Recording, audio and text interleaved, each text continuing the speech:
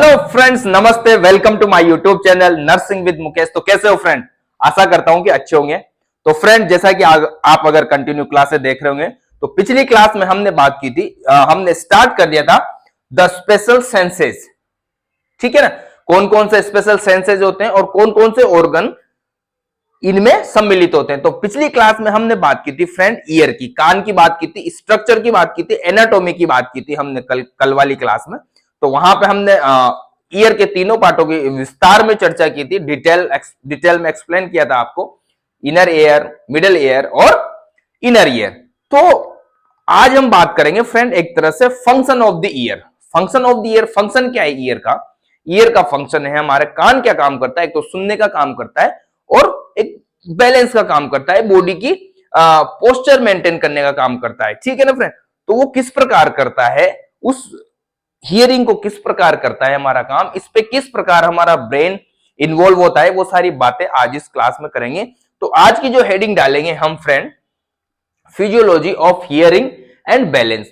तो इससे पहले जो भी नए मेरे फ्रेंड है, जो फर्स्ट टाइम वीडियो देख रहे हैं या फर्स्ट टाइम जो क्लास को देख रहे हैं, चैनल को सब्सक्राइब करना, अपने दोस्तों को भेजना। फ्री की क्लास है यार एनाटॉमी फिजियोलॉजी की, ठीक है ना? और वो बेल आइकन को दबा देना जिससे कि जैसे मैं क्लास डालू आप तक पहुंच जाए। तो फ्रेंड एक बार क्लियर दिखाई दे रही है आपको? ये कल बनाया हुआ डायग्राम है मेरा, ठीक है? दिखाई दे रहा है क्लियर? Very good. आवाज क्लियर आ रही ना? ठीक है फ्रेंड। तो ये कल बनाया था डायग्राम, ये हमारे ईयर का डायग्राम है, ठीक है फ्रेंड? ये आउटर ईयर, ये inner ear, sorry middle ear and inner ear, ठीक है ना फ्रेंड? तो आज की हेडिंग डाल देते हैं हम, फिजियोलॉजी ऑफ द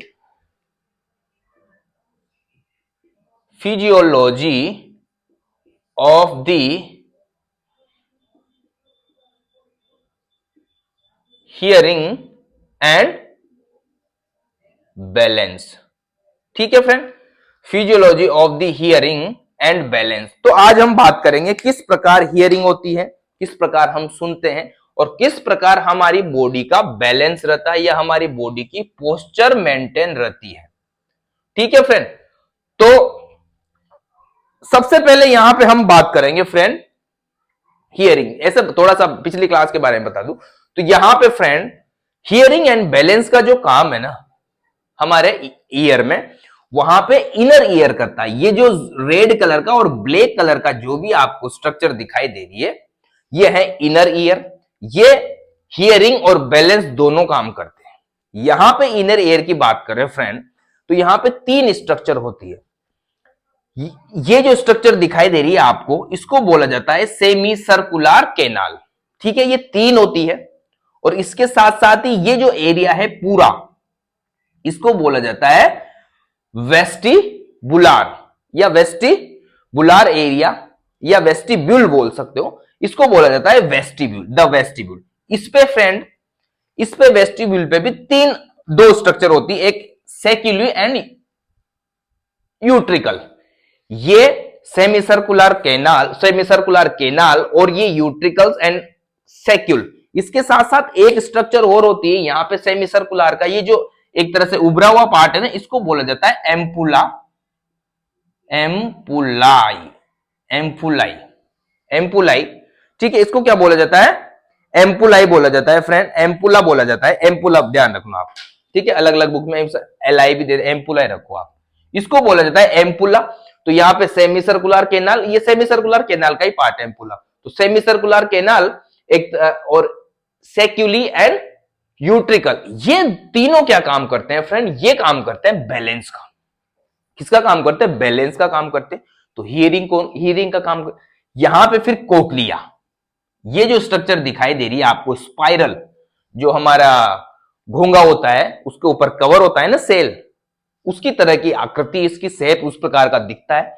ये जो कोक्लिया है, यही मेन काम करता है हियरिंग का। यहां से ही इंपल्स जनरेट होती है, यहां से आगे जो इसके अंदर जो इसकी मैंने क्रॉस सेक्शन बताया था आपको, और स्पाइरल ऑर्गन पाया जाता है, उसके अंदर क्या है? कोक्लियर हेयर पाई जाती है। उन कोक्लियर हेयर में क्या पाई जाती है फ्रेंड? ऑडिटरी रिसेप्टर पाए जाते हैं। वहां से इंपल्स जनरेट होती है, फिर कोक्लियर वेस्टिबुलो कोक्लियर नर्व की जो कोक्लियर ब्रांच है वो लेके हमारे सेरेब्रम में लेके जाती है। तो सारी बातें आज करेंगे इस क्लास में। तो सबसे पहले हम बात करेंगे फिजियोलॉजी ऑफ हियरिंग। क्या बात करेंगे friend? Physiology of hearing. Physiology of hearing. ठीक है फ्रेंड, फिजियोलॉजी ऑफ हियरिंग दिखाई दे रहा है आपको? ठीक है, फिजियोलॉजी ऑफ हियरिंग की बात करें तो हियरिंग कैसे होती है फ्रेंड? हियरिंग कैसे होती है, हमें सुनाई कैसे देता है? कोई भी बाहर से साउंड आता है, साउंड वेव आएगी, किसी ने मेरे को पुकारा तो वो किसके थ्रू आई? मेरे पास आई साउंड वेव के थ्रू। किसके थ्रू आई फ्रेंड? साउंड वेव के थ्रू। और जो साउंड वेव की स्पीड होती है, ध्वनि तरंग की स्पीड होती है 340 या 43 बोल सकते हो, 340 मीटर पर सेकंड। 1 मीटर में 340 मीटर जाती है, इतनी फास्ट होती है इसकी स्पीड। ठीक है फ्रेंड, तो ये जब ध्वनि वेव आती है, ठीक है, साउंड वेव, किसी ने पुकारा मुकेश, तो वो मेरे एयर पिन्ना पे टकराएगी। अब यहां देखो, साउंड वेव आई, कहां टकराई? मेरे एयर पिन्ना पे टकराई या ओरिकल्स पे टकराई। देखो यहां पे जो हमारा ओरिकल्स या एयर पिन्ना है, ईयर पिन्ना है, एयर बार बार ईयर पिन्ना है, वो किसकी शेप का होता है? एक कूपी जैसा होता है। ये देखो पूरा आगे से चौड़ा है, मतलब इसका चौड़ा होने का मतलब क्या है? फनेल टाइप का है। इसका यह मतलब है कि भाई जितनी भी ज्यादा से ज्यादा वेव अंदर घुसे, साउंड वेव अंदर जाए, इसलिए ये बाहर से चौड़ा होता है। अब जैसे ही साउंड वेव इस एयर पिन्ना से टकराती तो कहां पे एंटर होती है फ्रेंड? हमारे ओरिकल्स। सबसे पहले यहां मैं थोड़ा सा सीक्वेंस बना दूं। सबसे पहले जो साउंड वेव है वो कहां टकराएगी फ्रेंड? हमारे ओरिकल्स में, ओरिकल में। उसके बाद ऑडिटरी कैनाल में जाएगा साउंड वेव। ऑडिटरी कैनाल क्या बोलते हैं इसको? External acoustic meters. अब यहां पे गया और यहां पे क्या है? किससे टकराएगी ये साउंड वेव? टिम्पेनिक मेम्ब्रेन से।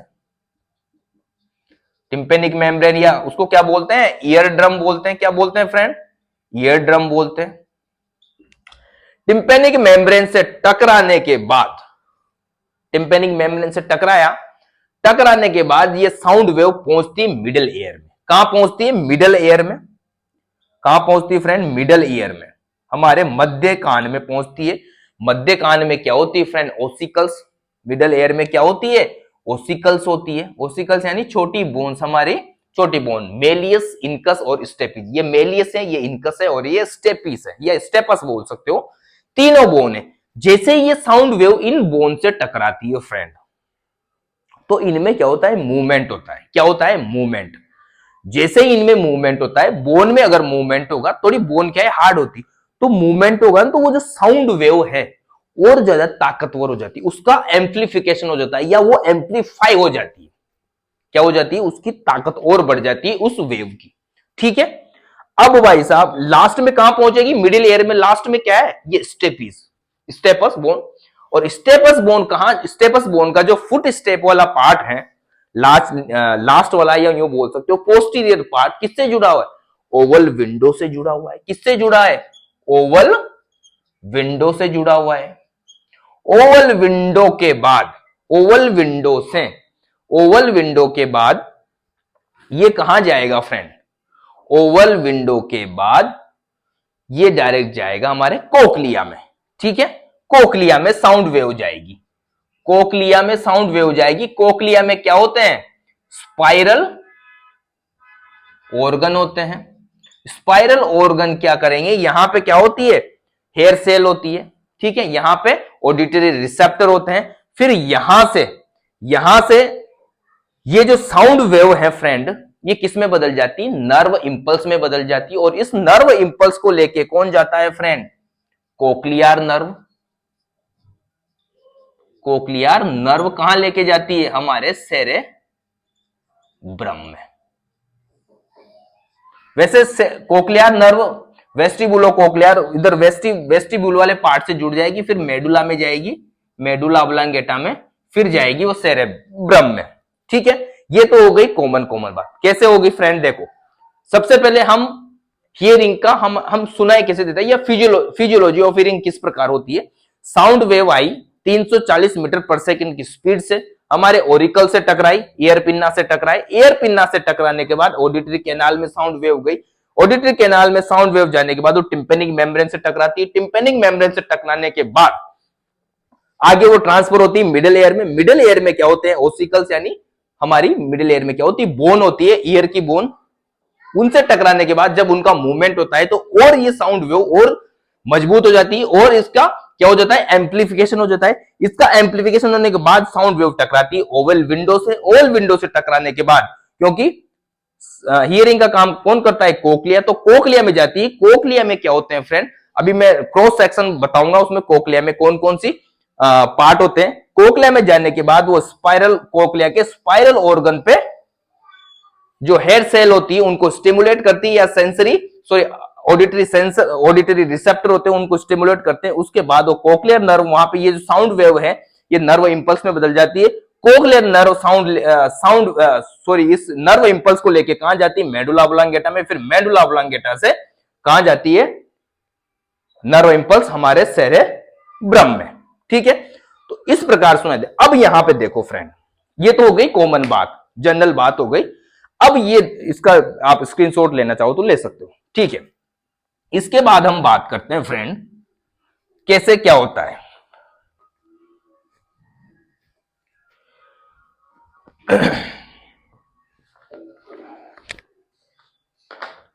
अब यहां देखो, जैसे ही यहां पे ओवल विंडो पे साउंड वेव पहुंची, कहां पहुंची, ओवल विंडो पे। ओवल विंडो में पहुंचने के बाद जो कोक्लिया है उसके 3 पार्ट है फ्रेंड। कोक्लिया के 3 पार्ट बताए थे मैंने, ये वाला,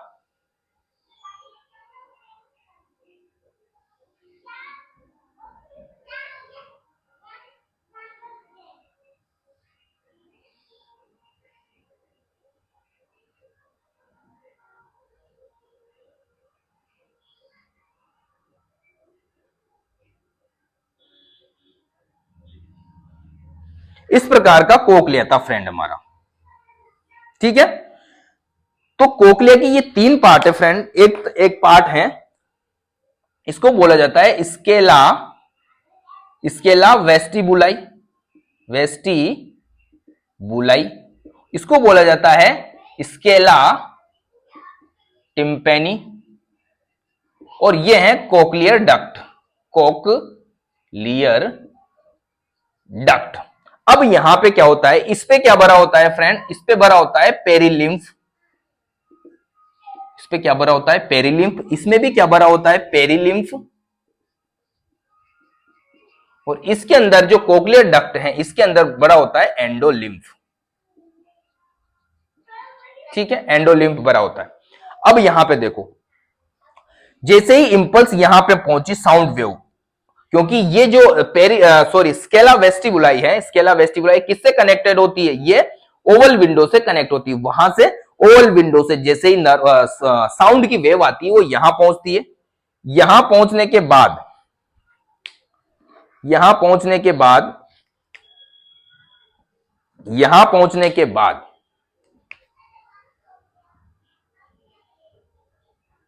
इस प्रकार होती है इसकी स्ट्रक्चर। यहां पहुंचने के बाद ये पहुंचती है स्केला वेस्टिबुलाई में। स्केला वेस्टिबुलाई के साथ साथ कोक्लियर डक्ट में भी आती है, और कोक्लियर डक्ट के साथ साथ स्केला टिम्पेनी में भी आती है। मतलब ये पूरे कोक्लिया में क्या फैल जाती है, यहां पे फ्लूइड होता है, इस फ्लूइड में क्या फैल जाती है फ्रेंड, साउंड वेव फैल जाती है।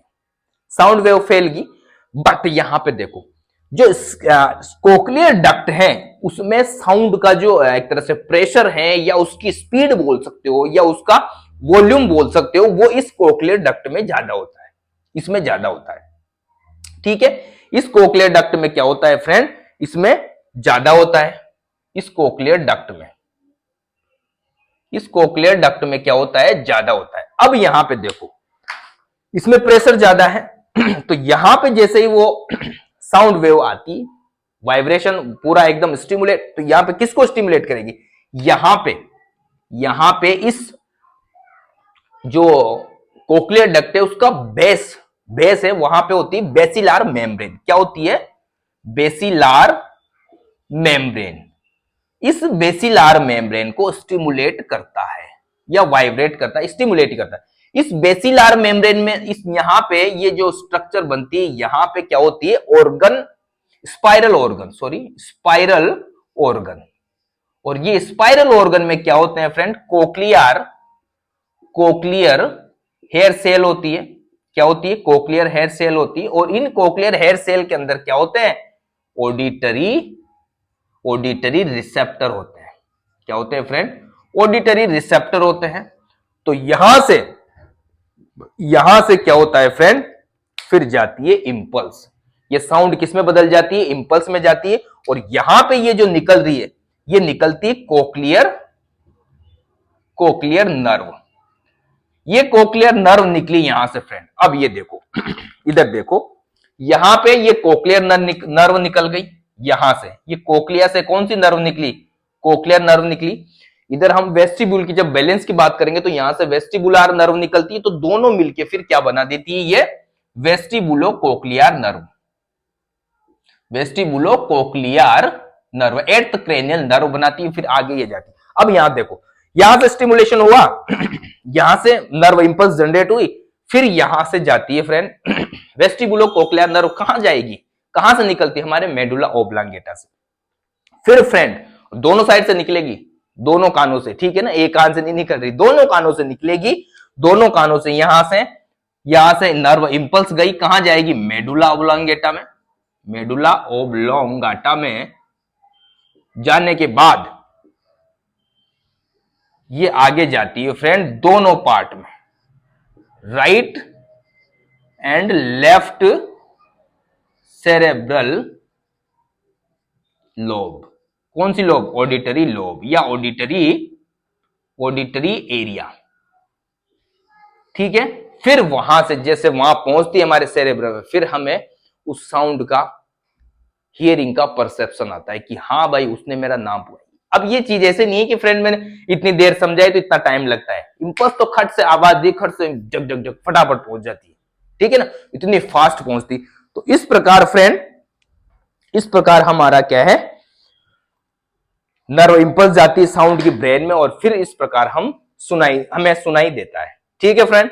यहां तक कोई दिक्कत नहीं होनी चाहिए, यहां तक कोई दिक्कत नहीं होनी चाहिए, ठीक है ना फ्रेंड। यहां पे थोड़ी सी बात कर लेते हैं फ्रेंड साउंड के बारे में। वैसे ये हमारा इतना मेडिकल लाइन में जरूरी नहीं है, नर्सिंग और पैरामेडिकल में, बट थोड़ा सा बता देता हूं मैं। जो साउंड होता है फ्रेंड, या यो बोलो कि जो आवाज आती है बाहर से, उसकी प्रॉपर्टी होती है, कुछ साउंड की प्रॉपर्टी होती है। साउंड की प्रॉपर्टी का मतलब होता है इसमें कुछ गुण पाए जाते हैं। गुण होते हैं कि जैसे हाई पिच हो गया, हाई पिच सुना होगा नाम, हाई पिच लो पिच। एक होता है पिच और एक होता है वॉल्यूम। एक होता है पिच और एक होता है वॉल्यूम। पिच का मतलब होता है फ्रीक्वेंसी ऑफ साउंड, साउंड की फ्रीक्वेंसी। साउंड की फ्रीक्वेंसी जितनी होगी, पिच, उसको पिच ज्यादा होगा, पिच ज्यादा होगा तो उतनी आवाज ठीक होगी। जैसे सबसे ज्यादा पिच जो होती है आवाज, वो मच्छर की होती है, सबसे बारीक आवाज मच्छर की। तो यहां पे जो मैंने बताया था अभी, बेसिलार मेम्ब्रेन, जो बेस है हमारे कोक्लिया का, वो जितनी ज्यादा high pitch volume, high pitch sound होगी उसके प्रति सेंसिटिव है। तो मतलब ऐसा नहीं कि हाई पिच भी आएगी कान तक, हाई पिच भी पहुंचेगी, लो पिच भी पहुंचेगी, हर प्रकार की वहां पे साउंड पहुंचेगी।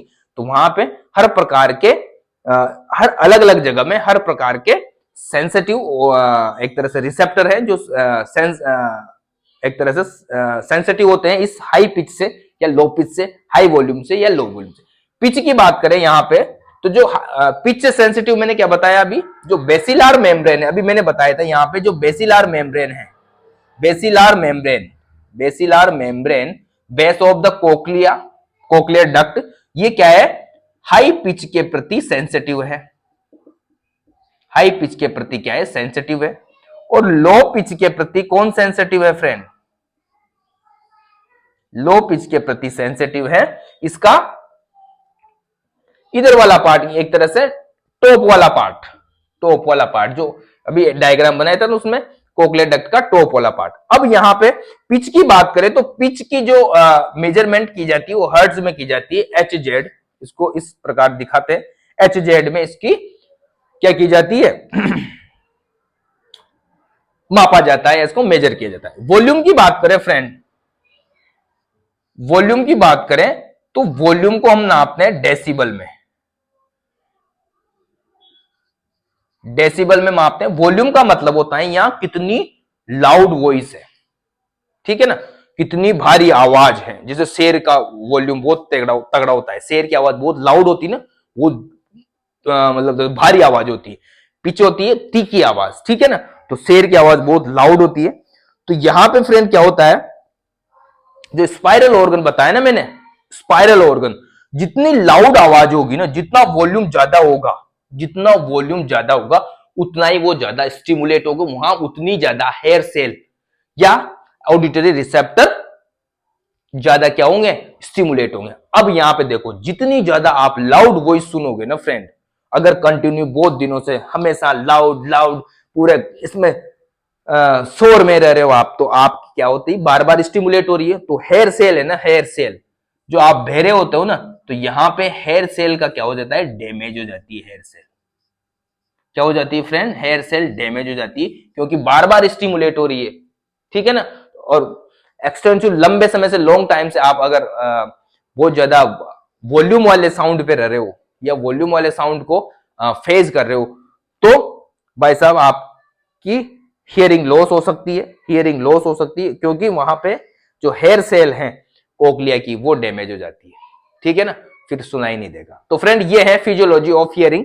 इसके बाद हम बात करेंगे, दिखाई दे रहा है ना आपको, इसके बाद हम बात करेंगे फ्रेंड फिजियोलॉजी ऑफ बैलेंस, ठीक है, फिजियोलॉजी ऑफ बैलेंस। हम बात करेंगे अब फिजियोलॉजी ऑफ बैलेंस। पिछली क्लास में मैंने बताया था फ्रेंड, अभी थोड़ी देर पहले बताया था मैंने, बैलेंस में कौन कौन काम करते हैं। फिजियोलॉजी ऑफ बैलेंस, बैलेंस का मतलब किस प्रकार हमारा, जैसे ये पोस्चर है, मैं सीधा खड़ा हो रहा हूं, ये भी एक तरह से बैलेंस है, पोस्चर है। आंखों को मैं सामने रख, कैमरे के सामने रख रहा हूं, वो भी एक हमारी क्या है, एक तरह से बैलेंस बन रहा है। अब यहां पे देखो, बैलेंस का काम कौन करता है, यहां पे मैं लिख दूं, एक तो करता है सेमी सर्कुलर केनाल, इसका जो मोटा पार्ट है ये वाला, इसको क्या बोला जाता है, एम्पुला बोला जाता है इसको, ठीक है। दूसरी बात करें तो दूसरा वेस्टिब्यूल,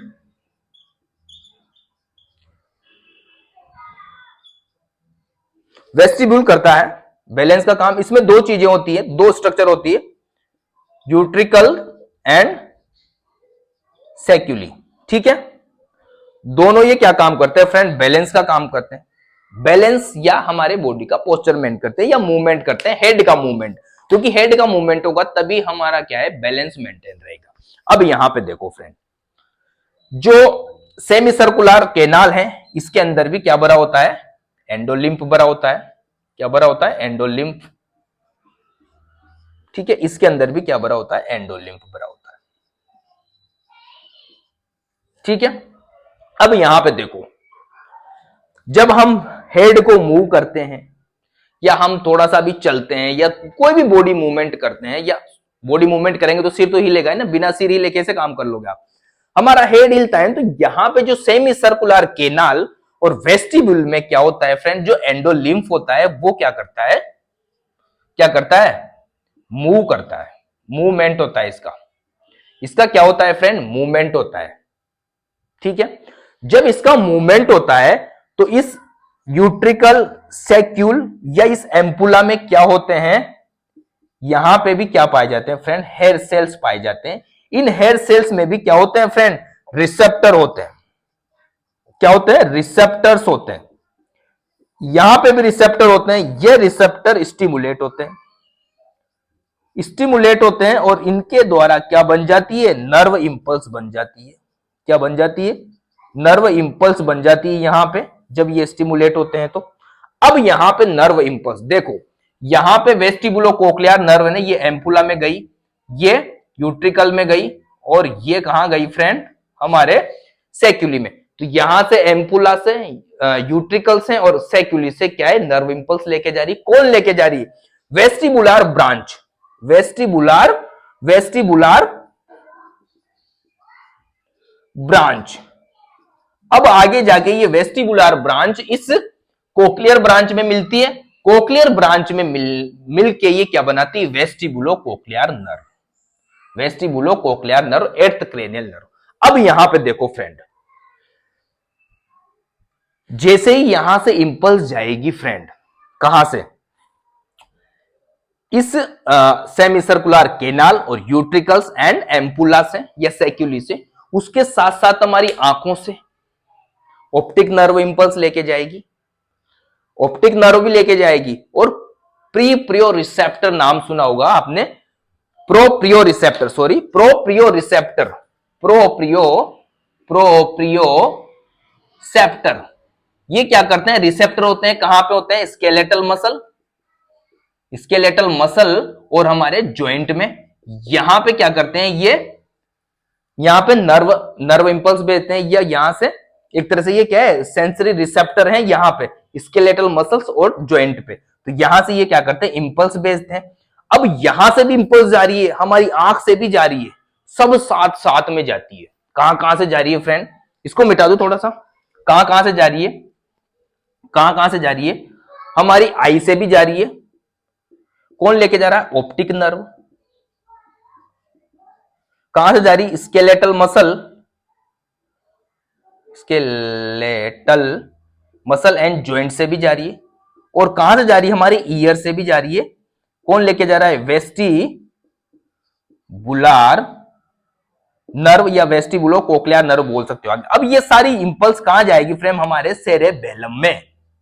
सेरेबेलम क्या करता है, बैलेंस का, पोस्चर मेंटेन का काम करता है ना, सेरेबेलम में गई, सेरेबेलम में गई फ्रेंड यहां से। अब सेरेबेलम में जैसे ही यहां पे इंपल्स गई, तो सेरेबेलम क्या करता है, फिर इनको तीनों इंपल्स गई एक साथ, आई से भी गई, स्केलेटल मसल से भी गई और ईयर से भी गई, तो वो क्या करता है, तीनों को कोऑर्डिनेट करता है कि भाई, वहां से फिर वो कोऑर्डिनेट करने के बाद सेरेब्रम में भी भेजता है और स्केलेटल मसल्स में भी भेजता है कि क्या आवश्यकता है। अब जैसे मान लो मैं मूव कर रहा हूं, या मुझे किस पोस्चर की आवश्यकता है, या मुझे किस प्रकार मेरी बॉडी को एक तरह से मेंटेन करना है, या उसका बैलेंस बनाना है, तो उस प्रकार की इंपल्स वो जो सेरेबेलम है वो स्केलेटल मसल में भेजेगा। जैसे मान लो मुझे यूं चलना है या दौड़ना है, ठीक है ना, तो उस प्रकार की स्केलेटल मसल्स को इंपल्स भेजेगा हमारा सेरेबेलम।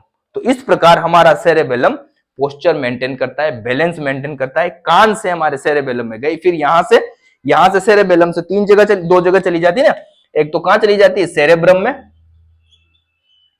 ये भी अपना काम करता है कुछ आवश्यकता हो तो, और फिर जाती है स्केलेटल मसल में,